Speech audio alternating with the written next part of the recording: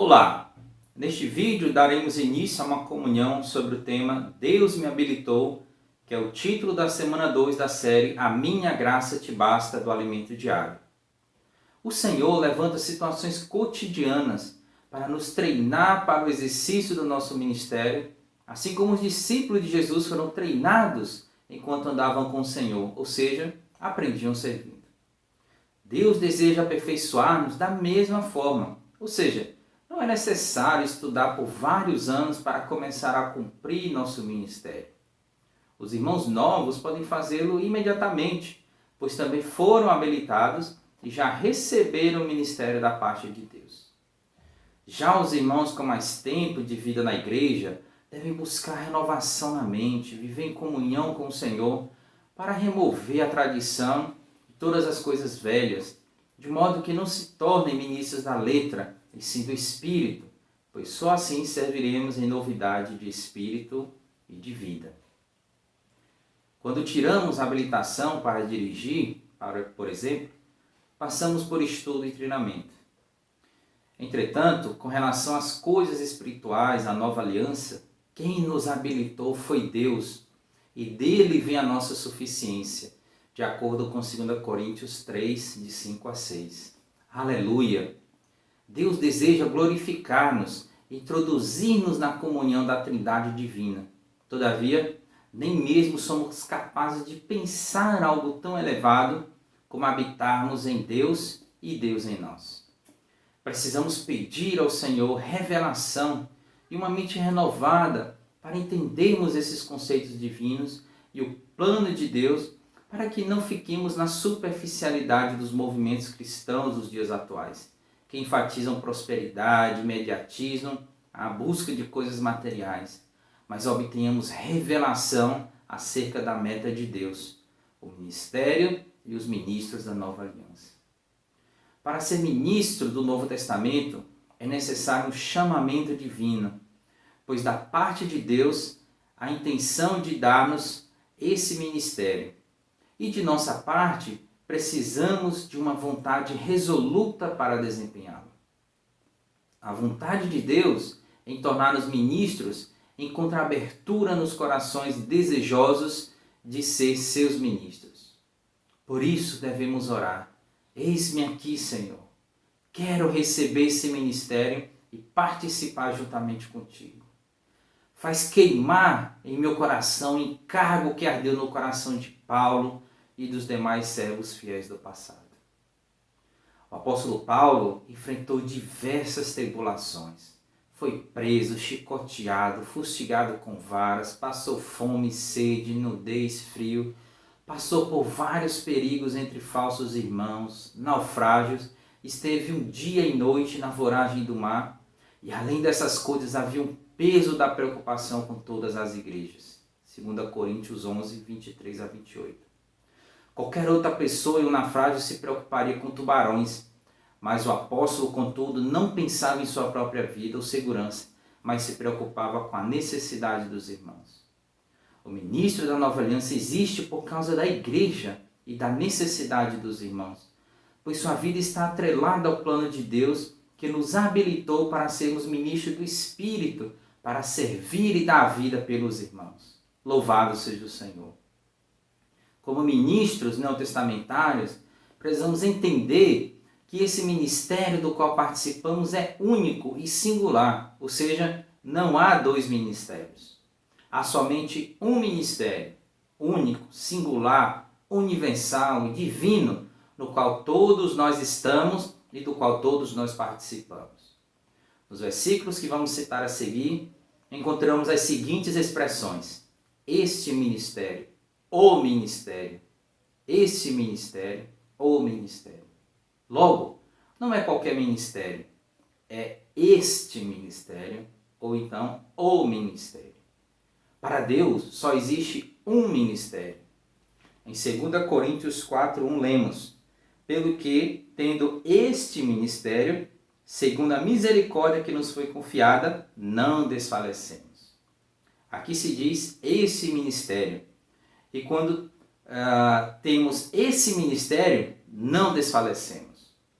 Tomemos cuidado, pois a todo instante somos submetidos a situações de desânimo, situação econômica, condição de saúde, enfermidades, dificuldades familiares, problemas de relacionamento entre os irmãos, entre os vizinhos, dificuldades na vida da igreja. Mas, por termos este ministério, não desanimamos. Glória a Deus por isso. O ministro, então, deve ter clara a visão acerca desse ministério, pois sendo governado por ela, quando as instabilidades emocionais, os ataques do inimigo surgirem e o desânimo vier, exercitará seu espírito e esse sentimento de desalento irá embora. Invocando o nome do Senhor, a visão governante se apodera de nós e somos reanimados. Mesmo que venhamos a desfalecer, por meio da visão e do exercício do Espírito, somos encorajados a seguir adiante, pois o Senhor nos equipou com a capacidade de nos reanimar. O ministro pode deitar-se no sofá e diante do Senhor e clamar: ó Senhor, não dá mais, está muito difícil. No entanto, mesmo passando por dilemas, ao olhar para o relógio, vê que está na hora da reunião da igreja, levanta-se e vai para a reunião. Ó Senhor Jesus! Amado ouvinte, quem tem visão não se permite desanimar. É semelhante a uma mãe que, mesmo sentindo mal-estar, se levanta para servir, cuidar e alimentar os filhos. O ministro de Deus tem sobre si esse encargo, uma grande comissão de cuidar dos irmãos, e não se permite desanimar, pois, tendo esse ministério, não desfalece. Louvado seja o Senhor. Em 2 Coríntios 6,3, Paulo fala que ele não dava nenhum motivo de escândalo em coisa alguma para que o ministério não fosse censurado. Isto é, os ministros do Espírito devem manter um bom testemunho diante do Senhor para que o único ministério da nova aliança não sofra nenhuma censura. Voltando ao assunto do único ministério, mesmo havendo incontáveis pessoas que foram beneficiadas com o ministério do Senhor Jesus, após sua ascensão, pelo fato de a porta ser estreita e o caminho apertado, restou apenas uma assembleia de 120 pessoas. Para liderar os discípulos, o Senhor usou Pedro, que diante dessa assembleia mostrou aos irmãos a necessidade de alguém ocupar a vaga deixada por Judas no ministério. E após orarem, Matias foi escolhido conforme Atos 1, 17 e do 23 ao 25. Tanto nestes versículos como em 2 Coríntios 6,3, 1 Timóteo 1,12, 2 Timóteo 4,11, há uma ênfase na palavra ministério no singular, dando a entender que o ministério, que também é o apostolado, é único e singular. Em Efésios 4, de 11 e 12, lemos que os apóstolos, profetas, evangelistas, pastores e mestres foram concedidos à igreja com vistas ao aperfeiçoamento dos santos para a obra do ministério, para a edificação do corpo de Cristo. Esses versículos nos mostram que a obra do ministério visa unicamente a edificação do corpo de Cristo. E o que Deus quer é capacitar você e a mim para fazer a obra do único ministério.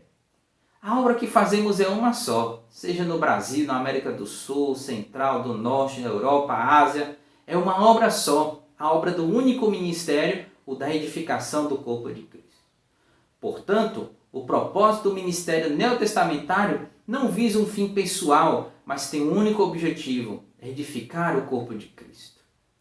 Apesar de reconhecermos que há muitos obreiros e servos de Deus que têm um ministério, chegando a lotar estádios, e são muito usados para salvar pessoas, mas a questão é, esses ministérios estão encaixados no ministério único da edificação do corpo de Cristo? Para responder essa indagação, precisamos primeiramente saber que o ministério só tem sentido quando existe um povo de Deus para ser conduzido. Adão, Abel, Enos, Enoque, Noé e até mesmo com Abraão, todos eles tinham um relacionamento pessoal com Deus, mas não há menção na Bíblia de que eles tivessem um ministério. O ministério do Antigo Testamento, ou veterotestamentário, surgiu somente com a pessoa de Moisés, pois havia um povo para conduzir e dele cuidar desde o Egito até a terra de Canaã, passando pelo deserto. O ministério, então, é uma comissão, uma incumbência, uma missão que um grupo de pessoas recebe para conduzir o seu povo de um ponto de partida a um ponto de destino, e isso constitui um ministério. Deus quer trabalhar em mim e quer trabalhar em você para nos fazer ministros da nova aliança. Mas esse trabalhar não é fácil, pois a porta é estreita, o caminho é apertado, envolve muita tribulação e muito sofrimento. Não é por meio de um curso intensivo de formação de poucos anos que você e eu vamos nos tornar um ministro. Mas, por outro lado, também não temos mais 40 anos ou 80 anos como Moisés teve para nos tornar pessoas adequadas, uma vez que o tempo urge, pois Deus tem urgência na sua obra. Mas, apesar dessa urgência, é importante dizer que Deus dá mais importância a formar seu ministro do que a fazer sua obra. Amado ouvinte, somos bem-aventurados por estarmos na igreja onde Deus está trabalhando em nós para nos fazer esses ministros da nova aliança. Estamos na era do Espírito 7 vezes intensificado e Deus pode acelerar o processo se vivemos no Espírito.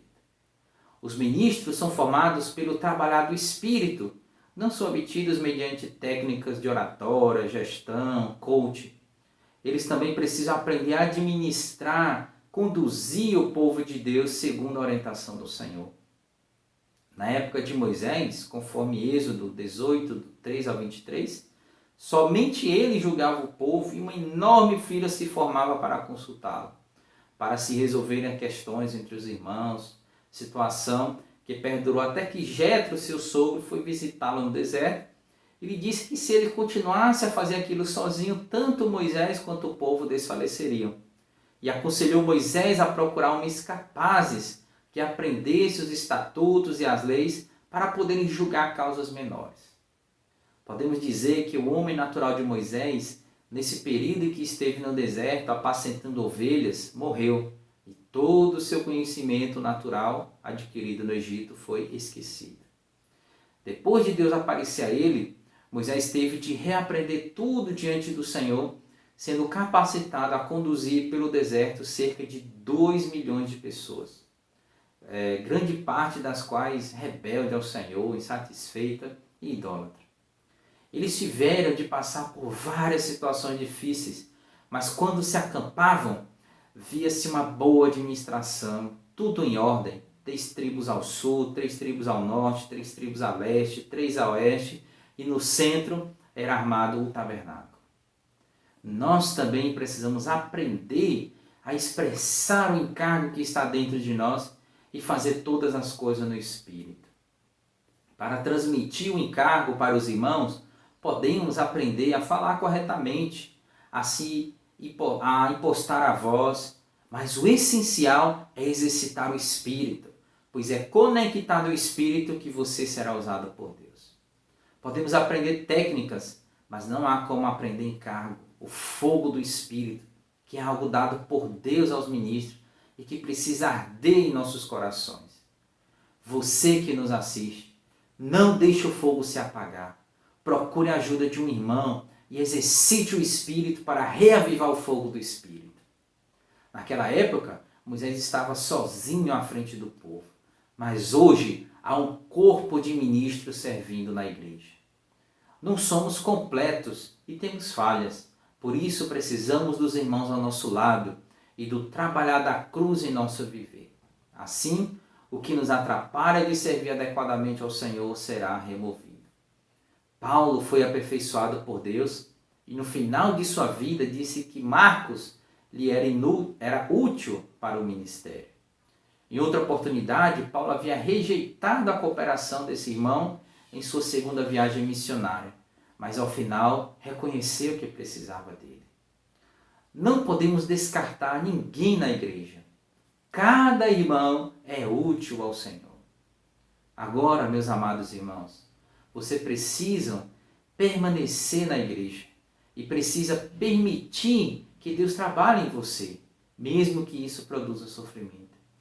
precisa ainda descobrir qual a sua comissão diante de Deus.